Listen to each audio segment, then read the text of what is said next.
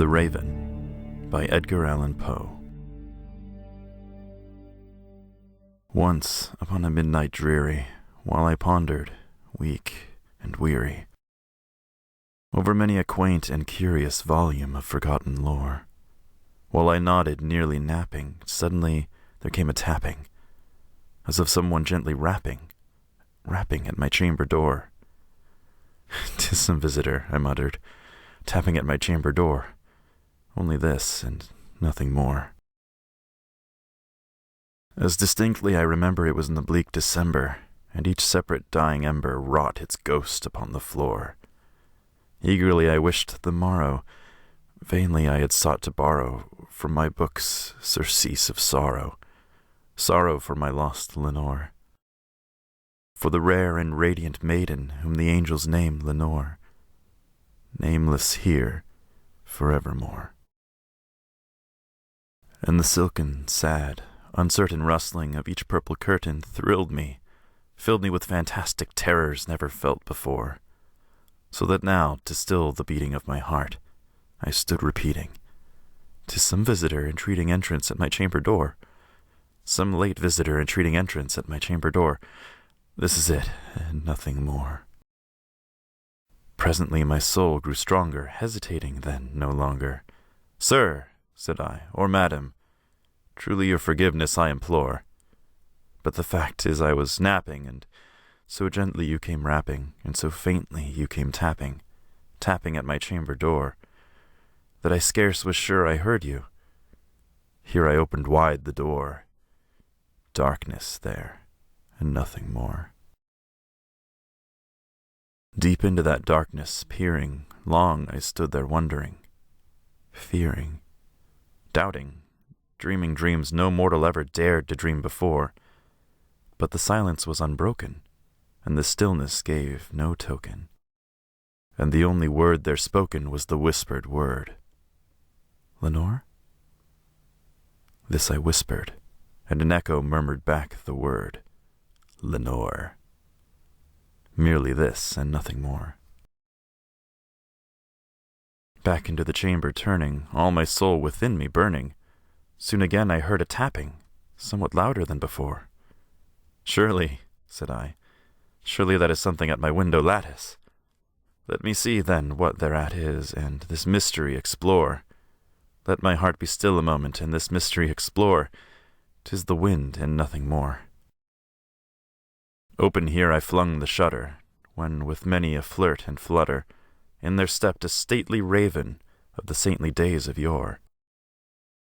Not a minute stopped or stayed he, but with the mien of lord or lady perched above my chamber door. Perched upon a bust of Pallas just above my chamber door, perched and sat, and nothing more. Then this ebony bird, beguiling my sad fancy into smiling, by the grave and stern decorum of the countenance it wore. "Though thy crest be shorn and shaven, thou," I said, "art sure no craven, ghastly, grim, and ancient raven wandering from the nightly shore. Tell me what thy lordly name is on the night's Plutonian shore." Quoth the raven, "Nevermore." Much I marveled this ungainly fowl to hear discourse so plainly, though its answer little meaning, little relevancy bore. For we cannot help agreeing that no living human being ever yet was blessed with seeing bird above his chamber door, bird or beast upon the sculpted bust above his chamber door, with such a name as Nevermore. But the raven, sitting lonely on the placid bust, spoke only that one word, as if his soul in that one word he did outpour. Nothing farther than he uttered, not a feather then he fluttered, till I scarcely more than muttered, "Other friends have flown before, on the morrow he will leave me, as my hopes have flown before." Then the bird said, "Nevermore."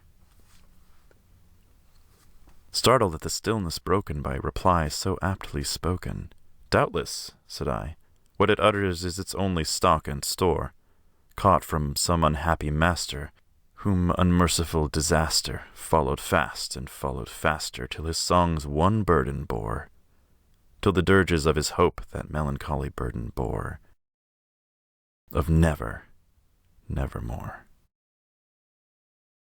But the raven still beguiling all my fancies into smiling, straight I wheeled a cushioned seat in front of bird and bust and door. Then upon the velvet sinking, I betook myself to linking fancy unto fancy, thinking what this ominous bird of yore, what this grim, ungainly, ghastly, gaunt, and ominous bird of yore meant in croaking nevermore. This I sat engaged in guessing, but no syllable expressing, to the fowl whose fiery eyes now burned into my bosom's core. This and more I sat divining, with my head at ease reclining, on the cushion's velvet lining that the lamplight gloated over, but whose velvet violet lining, with the lamplight gloating over, she shall press nevermore. Then methought the air grew denser, perfumed from an unseen censer, swung by seraphim whose footfalls tinkled on the tufted floor. Wretch, I cried, thy God hath lent thee, by these angels he hath sent thee, respite, respite and nepenthe from the memories of Lenore. Quaff, oh quaff this kind nepenthe, and forget this lost Lenore. Quoth the raven, nevermore. Prophet, said I, thing of evil, prophet still if bird or devil, whether tempter sent or whether tempest tossed thee here ashore. Desolate, yet all undaunted, on this desert land enchanted, on this home by horror haunted, tell me truly, I implore, is there balm in Gilead? Tell me, I implore. Quoth the raven, nevermore. Prophet, said I, thing of evil, prophet still if bird or devil, by that heaven that bends above us, by that God we both adore, tell this soul with sorrow laden, if within the distant Aidenn it shall clasp a sainted maiden whom the angels name Lenore. Clasp a rare and radiant maiden whom the angels name Lenore. Quoth the raven, nevermore. Be that word our sign of parting, bird or fiend? I shrieked, upstarting. Get thee back into the tempest and the night's Plutonian shore. Leave no black plume as a token of that lie thou soul hath spoken. Leave my loneliness unbroken. Quit the bust above my door. Take thy beak from out my heart, and take thy form from off my door. Quoth the raven, nevermore. And the raven, never flitting, still is sitting on the pallid bust of Pallas, just above my chamber door. And his eyes have all the seeming of a demon's that is dreaming, and the lamplight o'er him streaming throws his shadow on the floor. And my soul from out that shadow that lies floating on the floor shall be lifted nevermore. That was The Raven by Edgar Allan Poe. Thank you for listening, and I'll see you next time.